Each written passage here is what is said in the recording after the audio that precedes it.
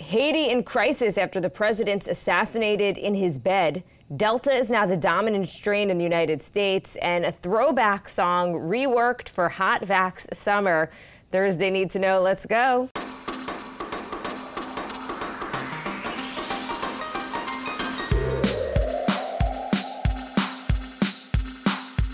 Good morning. This is Cheddar's Need to Know podcast for Thursday, July 8th. I'm Jill Wagner with Carlo Versano. Hey, Carlo. Morning, Jill. What a nice surprise it was to see you in the flesh yesterday. I have to say, it really made my week.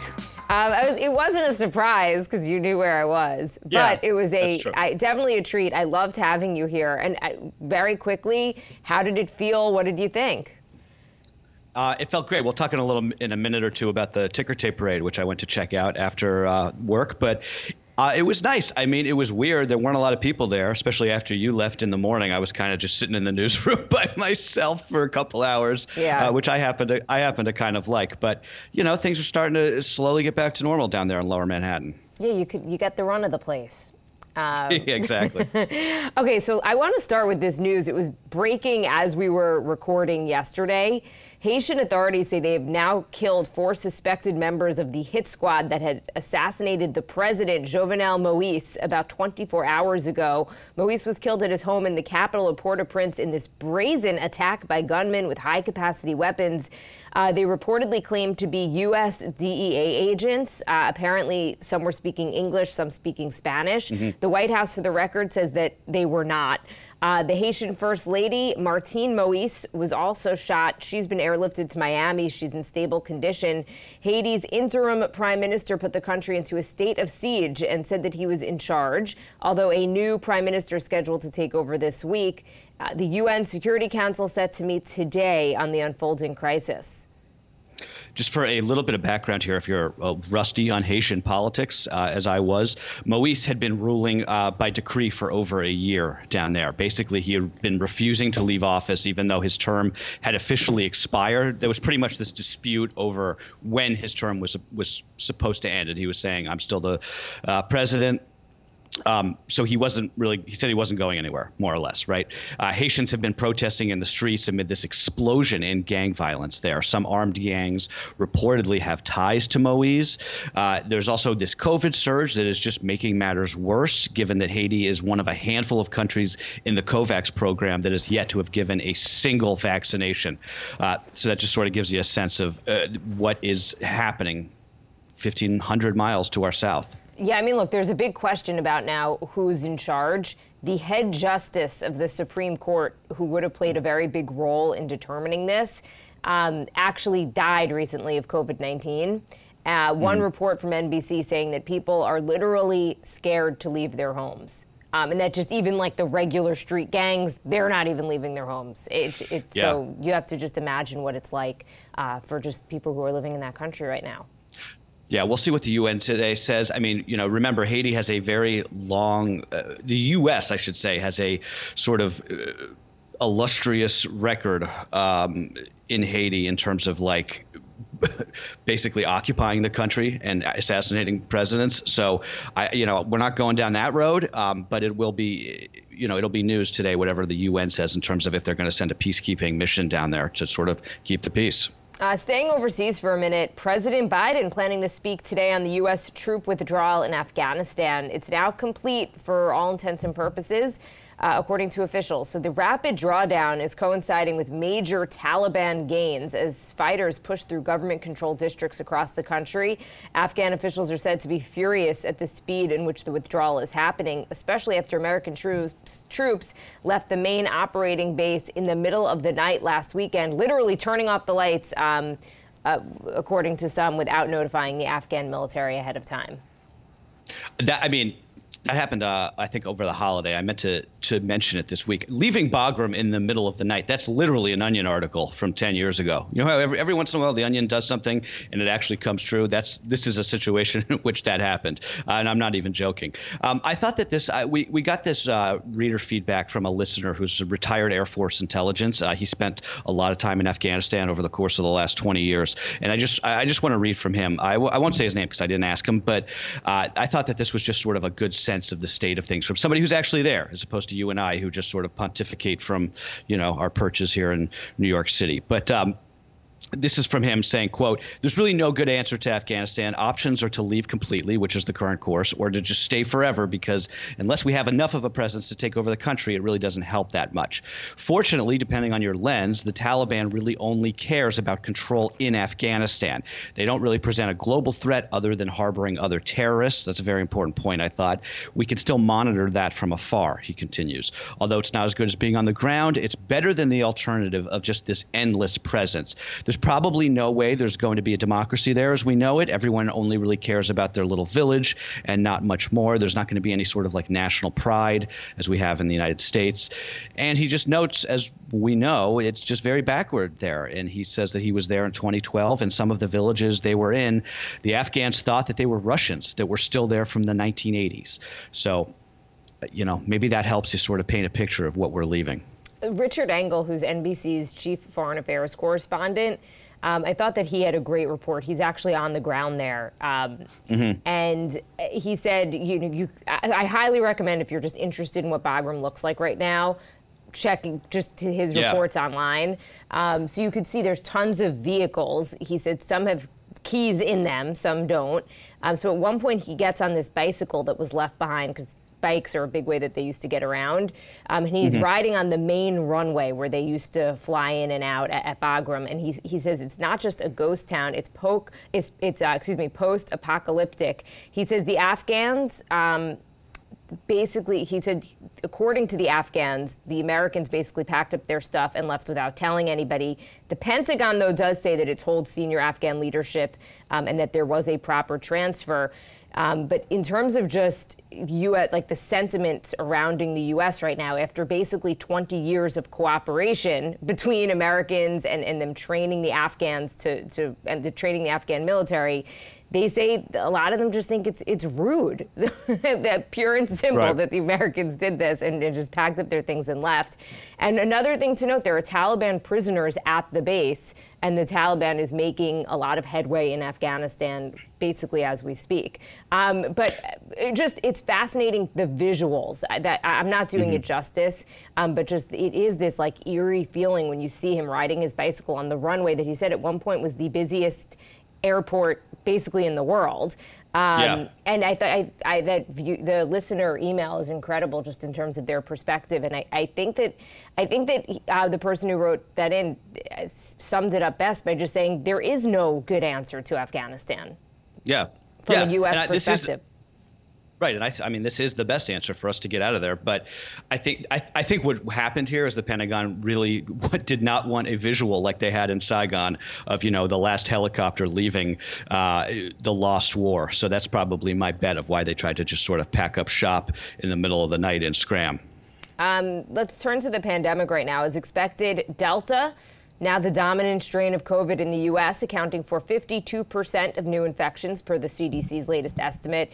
Andy Slavitt, the former point man on the White House COVID response team, called Delta a kind of COVID-19 on steroids, but reiterated that the variant poses very little threat if you are vaccinated. The pandemic's official global death toll has now passed 4 million.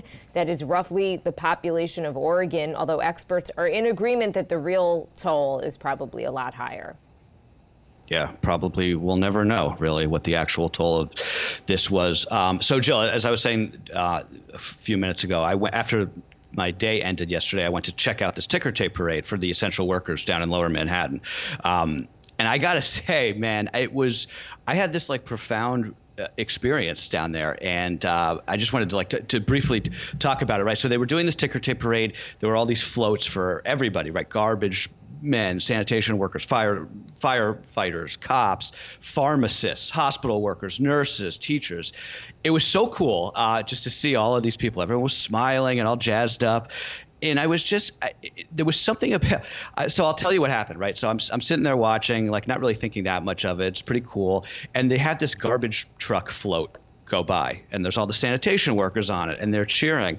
And I started to cry, actually. And I was just thinking about how, for something about that just made me think about how, during COVID, during the worst of the lockdowns, how I would take out the garbage in my apartment every night so it didn't smell, obviously, right? And I would sort of throw it down the chute in my building, and I wouldn't really think much of it.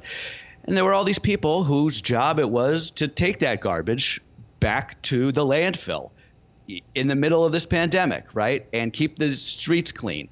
And I'm not really doing it justice, but it's just, these are the people that upheld our society, right, for the last 15, 16 months. And we complain about our Zoom calls are going late, or, we don't want to go back to the office 5 days a week. We only want to go back 3 days. We want to be able to do our, 3-day weekends in the Hamptons. And it's just like all of these people who did their jobs in the middle of this unbelievable turmoil and national crisis, global crisis. And they just upheld everything, right? And I mean, billionaires and millionaires made money for not really doing anything.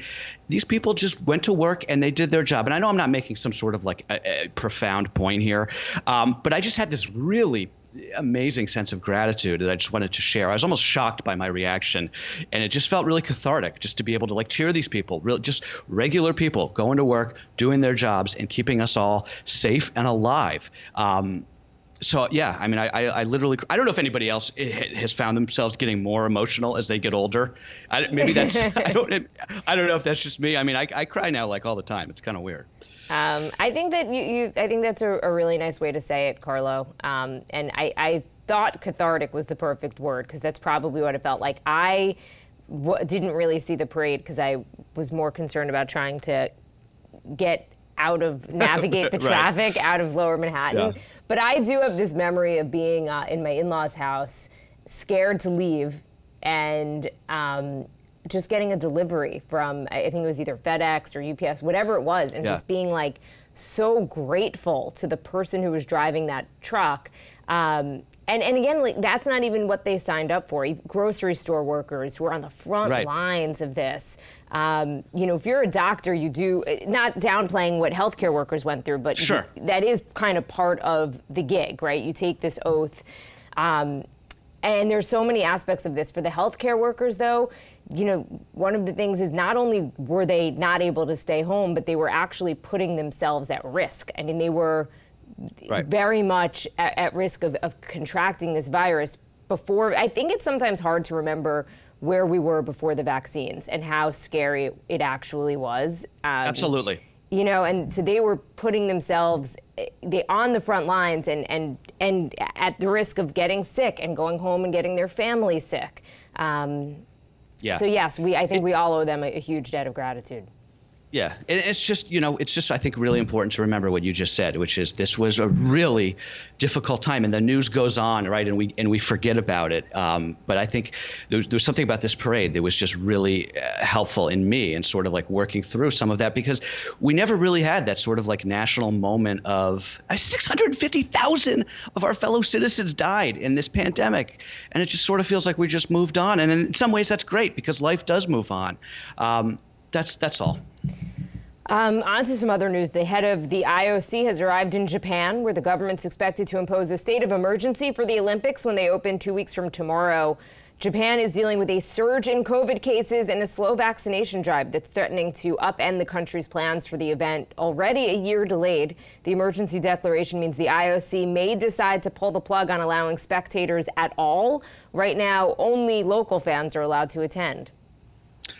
What a mess. The one thing I'm curious about here is what is going to happen, Jill, when athletes start testing positive? Nobody has really seemed to answer that question for me. Are they going to force them not to compete? It seems like most likely, right? But just imagine that. Imagine training for years for this event. You go to Tokyo, you fly all the way over there. You're being forced to sit out your event in your dinky little hotel room in the Olympic Village. I mean, that's not to say anything about the wisdom of just bringing people from all over the world to an island and not mandating vaccines. That's another thing. They're not mandating vaccines for people going into the Olympics. It's just bonkers. They're not even really doing a bubble. It's just, this is really shaping up, I think, to be a disaster. And I hope I'm wrong. I hope that I get to eat crow on this. And I hope it's a huge success. And we're talking about how great it was and nobody got sick, but it sure feels to me like that's not going to happen. Former President Trump filed lawsuits against Google, Facebook, and Twitter, arguing that the tech giants and their CEOs wrongly censored him when they kicked him off their platforms in the wake of the Capitol riot. The class action lawsuits, for which Trump will serve as lead plaintiff, are not likely to make it very far because those companies are legally protected against lawsuits over third-party content that they host or remove, and they are not bound by the First Amendment. Yeah, Trump's political operation immediately launching a fundraising campaign off this announcement yesterday, almost like that was the whole point all along. But a big nothing burger, I think, though I do think that the actual legal argument that they're making here, which is basically that Facebook, Google, Twitter et al. Are state actors, it's at least kind of like a novel argument. I mean, I wouldn't mind reading a very smart legal mind make that argument. They're obviously not state actors, but they also are more than just private companies at this point. I mean, the reach that they have and the influence that they have, it's like these companies are a new thing. And we as a society have to figure out what that thing is and then what regulations and restrictions and whatnot we put in place for them. But yeah, anyway, this is just basically another way for Trump's people to sort of like make money off the big lie of the election. But nonetheless, sort of an interesting, legal take, I guess. No, Carlo, it's a great point. Look, it's hard because, as you say, these are private companies. So in terms of that First Amendment argument, it doesn't necessarily hold up. But I do think that these companies have so much power. And, I've been talking a lot about anti-Semitism. It is so rampant on social media. And why is certain hate speech allowed and then other people are banned? Why are some people banned and not others? Is it political? I don't know. Lots of questions, but I guess it's a job for Congress. Yeah, I guess Congress or the FT, somebody's going to have to come in and make a decision, because the rules that exist right now to regulate these social media platforms and these tech companies were written before they really existed and before social media was really a thing. So it's right. So they're just not up to date. Exactly. On to sports here. England's going to meet Italy in the Euro 2020 final on Sunday after beating Denmark 2-1 in an extra-time thriller that had 60,000 fans rocking Wembley Stadium yesterday. It's England's first men's major soccer tournament final since winning the World Cup in 1966. The final is Sunday at 3 p.m. Eastern for fans in the U.S. ESPN, ABC are going to be streaming the match through their websites.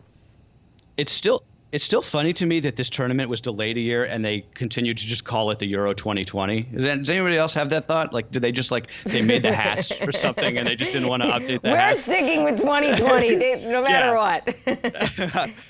Anyway, amazing match yesterday in the NHL. Jill, Tampa Bay winning their second consecutive Stanley Cup last night, closing out Montreal. Back-to-back championships, and they did it in 9 months because of that weird season they had last year. You wouldn't expect Tampa to put up the best hockey team of the modern era, and yet they did, and they continue to. So Canada goes another year without a cup. No Canadian team has won since 1993, which is just one of the more remarkable droughts in sports, given that they are the birthplace of hockey. And finally, the rapper Juvenile has transformed his 1999 hit song Back That Thing Up for Hot Vax Summer. The reworked jam is called Vax That Thang Up and implores listeners to get vaccinated so they can go back to enjoying the finer things in life. In this case, mainly hooking up. The re-release is a collaboration with the dating app BLK. Girl, you look good, won't you vax that thing up? You's a handsome young brother, won't you vax that thing up? Dating real life, you need to vax that thing up. Feeling freaky all night, you need to vax that thing up. All right, so we just played a little bit of it there. The rapper says he wanted to do something positive for my people, given that vaccine hesitancy is still a major issue in communities of color. 5 different people sent this to me yesterday. So I think it may be because this song was something of like an anthem if you grew up in the early 2000s. So I'm calling it Song of the Summer. It has been decreed here. I know it's early, but it's sort of like too perfect not to be. Check it out. I linked to it in the newsletter if you want to listen to the whole thing. One lyric. Before you find a date, you got to wait. Got to go vaccinate. Get it straight. I know you can't stand it, no holding hands, but when we get the shot, we're going to be romancing. I say awesome. I love it. If this convinces even 1 or 2 people to get vaccinated, I think it's pretty smart. Okay, Carlo, on that note, we're going to leave it. That's what you need to know for Thursday, July 8th. Have a good one, guys.